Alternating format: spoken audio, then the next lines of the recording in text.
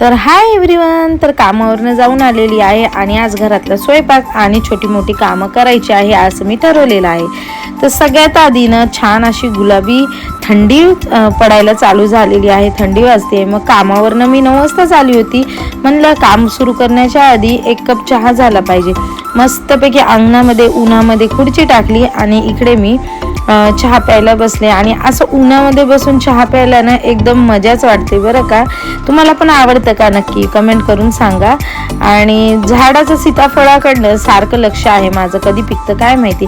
चहा पिल्याच्या नंतर ना मी निघाले माझ्या नातीला भेटायला, कारण ती आज संध्याकाळी तिच्या गावी परत जाणार आहे, म्हणजे मुंबईला जाणार आहे। तर माझ्या घराच्या समोरच घर आहे आणि ही आहे माझी नात। तर बघू शकता तुम्ही कशी चिटकून बसते आणि ना तिला पण मस्त असं उन्हाला घेऊन आले होते मी, आणि एवढी क्यूट आहे ना। आणि तिची ना झोपच झाली नव्हती, तर ती ना अशी रडतच होती। आणि परत ऊन गेलं ना मग खूप जास्त ऊन लागतं, म्हणून आम्ही ना तिला छान असं कवळं ऊन दाखवतो आणि अशी चिटकून बसलेली आहे। आता ती जाणार आहे गावी, तर तिची तर मला खूप आठवण येणार आहे।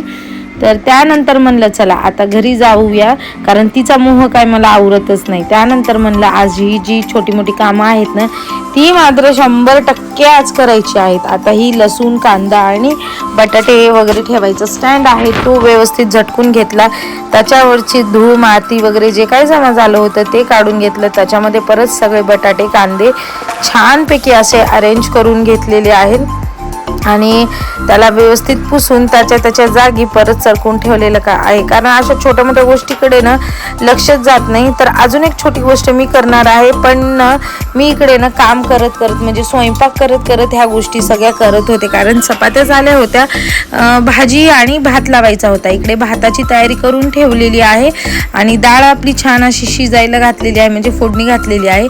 आता हा जो दुसरा स्टँड आहे, ॲक्च्युली मी ना इकडे पहिला तेलाच्या बरण्या ज्या होत्या ना त्या ठेवायची बाटल्या, पण त्या बाटल्याही काही चांगल्या लागल्या नाही आणि त्याचा काहीच उपयोग झाला नाही। तर मी हे अशा छोट्या मोठ्या वस्तू ठेवू लागले, पण ते काय होऊ लागलं ना जास्तच ह्या स्टँडमध्ये ना सामान किंवा पसारा होऊ लागला।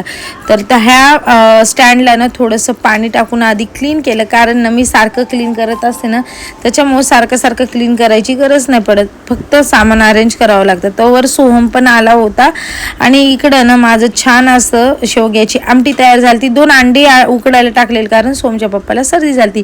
तर हा असा फायनल लुक होता माझ्या स्टँडचा। तर असा गेला आजचा माझा दिवस। तर तुम्हाला आवडला असेल तर नक्कीच कमेंट करून सांगा। चला बाय।